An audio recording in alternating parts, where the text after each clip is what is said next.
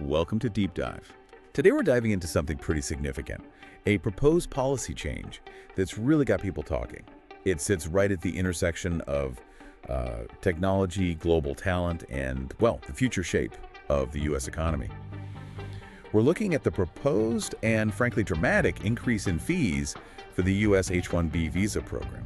Yeah, it's definitely more than just a bureaucratic tweak. When you look at policies like this, you have to see it as impacting the very pipeline that fuels innovation in America. The way skilled people move around the globe, it's directly tied to how competitive a country's economy is. So any big shift like this, it really demands a closer look. Absolutely. And that's our goal today. We want to really get into the specifics of what's being proposed, look at the arguments swirling around it, both for and against, and, understand the core tension here. It seems like a trade-off between maybe protecting domestic jobs now versus fostering that long-term economic energy. Hopefully, by the end of our chat, you, the listener, will feel really well informed on this. Right.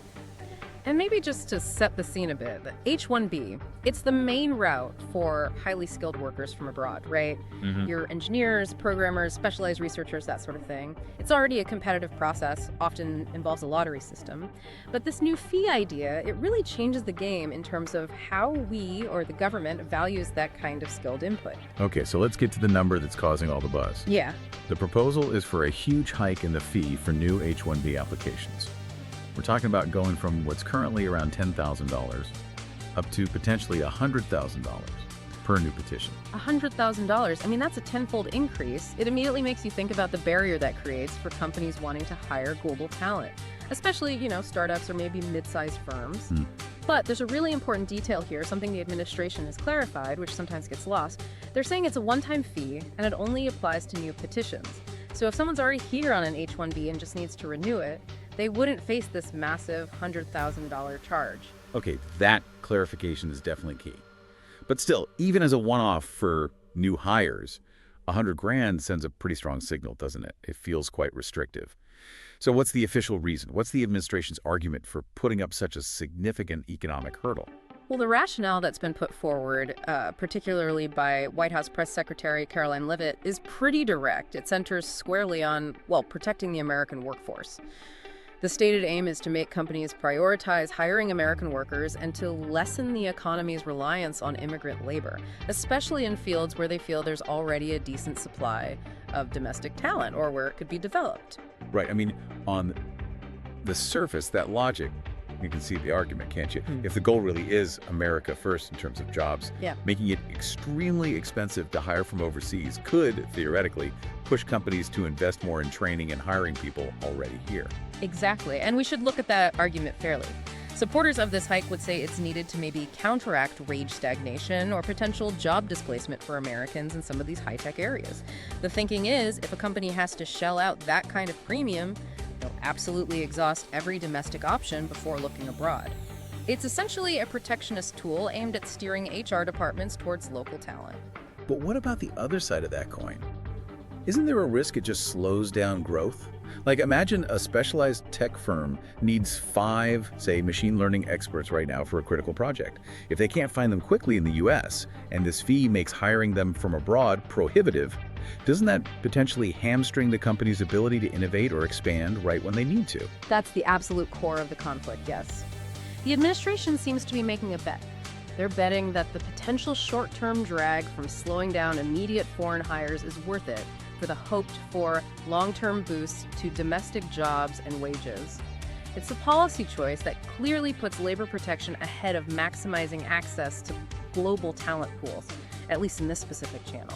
And this is where the whole picture gets even more interesting, I think. Because at roughly the same time, the administration rolled out a very different kind of policy, the so-called $1 million gold card residency program. Yeah. That one's aimed squarely at attracting wealthy investors from overseas. Yes, and understanding this contrast is really key to grasping the overall strategy, it seems. It's quite a duality. On the one hand, you have this massive new barrier for skilled labor, the people applying based on their professional skills, engineers, scientists. And on the other hand, you're essentially opening the door wider for significant capital investment, the wealthy individuals bringing in money. What's the thinking there? Why make it harder for skilled workers, but easier, relatively speaking, for people with $1 million to invest? It looks like a kind of calculated economic segmentation. The policy framework seems designed to maximize the inflow of foreign capital, getting investors to inject funds, maybe start businesses here, while simultaneously trying to minimize what's perceived as direct competition for certain types of domestic jobs, particularly those white-collar skilled positions. It's almost like saying, we want your investment dollars, but we're going to be much more selective about your direct labor competition. It tries to address those domestic concerns about jobs, maybe targeting the entry-level or mid-level skilled roles, while still leveraging global wealth for economic stimulus. Okay, that makes sense as a potential strategy, framing it beyond just the fee itself. But it's a strategy that has clearly set off alarm bells, especially in the business and tech communities. Oh, definitely. When you propose something that could fundamentally alter how the tech ecosystem sources talent, you're going to get a reaction fast. And probably the most visible voice-raising concerns has been investor Kevin O'Leary. He was quite vocal about it, particularly on social media. Right, I saw that. O'Leary's critique is powerful because he frames it in terms of entrepreneurship and innovation. What's his main worry about this $100,000 fee? His central argument is that this huge fee acts like a giant keep-out sign for the world's best and brightest. He's worried it won't just cost companies money, but that it will actively push top-tier engineers, researchers, the real innovators away from the U.S. He sees it going straight to competitor nations. So for him, it's fundamentally about stifling the engine of American innovation, which he sees as critical for our economic future. He also brought up some compelling historical examples, didn't he, to kind of illustrate the point. He mentioned big names, Apple, Google, Oracle, suggesting they might not have become the giants they are today if this kind of restrictive policy had been in place when they were scaling up. Exactly. His point was that during their crucial growth phases, these companies often needed very specific high-end skills, and they needed them fast. Sometimes they just couldn't find enough of that specialized talent domestically at the speed required. They relied on being able to bring in global experts to fill those immediate gaps. Now, if you add a $100,000 hurdle before you even talk about salary, relocation, benefits, it completely changes the maths, especially for a startup or a company trying to grow rapidly. And that connects to another really critical point he made. The cost of educating these individuals in the first place.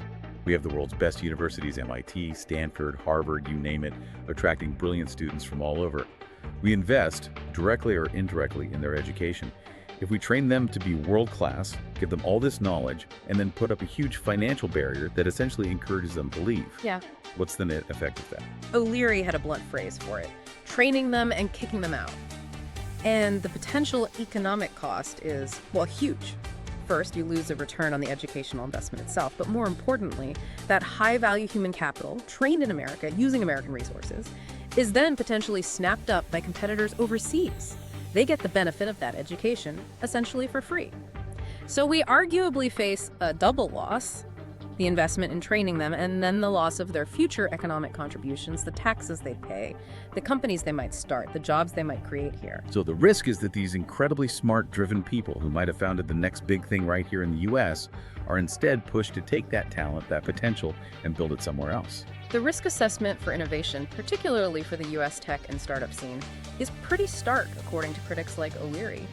That constant inflow of global talent has always been seen as a major advantage for places like Silicon Valley.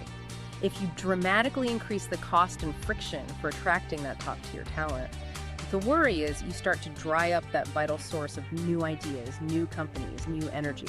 Which naturally brings us to the global picture. If the U.S. becomes significantly harder or more expensive to enter for skilled professionals, other countries are waiting, aren't they? Absolutely. Countries like Canada, many in Europe, India, China, they are actively trying to recruit these very same highly skilled people. Imagine you're a brilliant engineer graduating from a top U.S. university. You face this $100,000 fee hurdle to get a job offer here solidified. Meanwhile, Canada or Germany might be offering a much smoother, faster, and cheaper visa path. It makes the choice much harder and potentially pushes talent towards those rival nations. And the long-term consequences for the U.S. position as the default global hub for entrepreneurship could be really significant. If fewer of the world's best engineers and founders see the U.S. as the place to be, maybe the next generation of truly disruptive, world-changing tech companies just starts up somewhere else. And that ties right back to the core policy debate we started with. Critics argue this proposed shift represents a really sharp turn, maybe even unprecedented, in how the U.S. approaches high-skilled immigration linked to innovation. It clearly prioritizes that short-term defense of certain domestic labor segments. But the argument against it is that the price for that protection might be our long-term global competitiveness and dynamism. It's a very high-stakes calculation about where future economic growth is going to come from. Okay, so let's try and pull the threads together for everyone listening.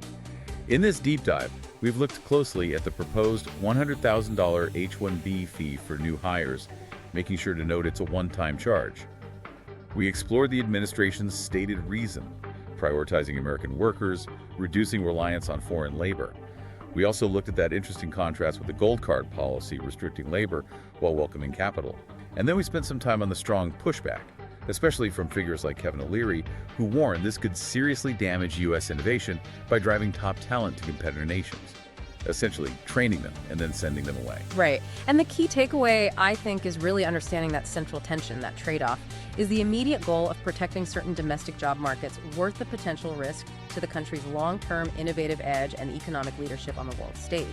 That's the fundamental question policymakers, businesses, and really all of us need to consider as this proposal is debated. Thank you for joining us for this exploration into a really complex and critical policy issue. All the best. And we will meet again with another important matter again.